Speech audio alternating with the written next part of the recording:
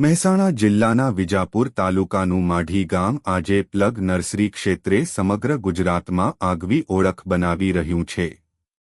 અહીં 300 વીઘા જમીનમાં 200થી વધુ હાઈટેક નર્સરી યુનિટ કાર્યરત છે, જ્યાં દર વર્ષે 70 કરોડથી વધુ ધરું તૈયાર થાય છે।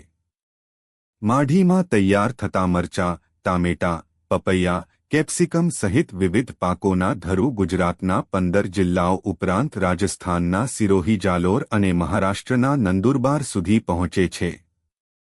આ નર્સરી વ્યવસાયથી દર વર્ષે 100 કરોડથી વધુનો વ્યવસાય થાય છે, જ્યારે 150થી વધુ પરિવારો આ ક્ષેત્ર સાથે જોડાયેલા છે અને 800થી વધુ મહિલાઓને રોજગારી મળી રહી છે। બાગાયત વિભાગની હાઈટેક પ્લગ નર્સરી યોજના હેઠળ ખેડૂતોને 65% સુધીની સહાય આપવામાં આવે છે અને અત્યાર સુધીમાં 9 કરોડથી વધુની સહાય ચૂકવાઈ છે। આધુનિક ટેકનોલોજી અને ખેડૂતોની મહેનતના બળે માઢી ગામ આજે દેશભરમાં પ્લગ નર્સરીનું સફળ મોડલ બનીને ઉભર્યું છે।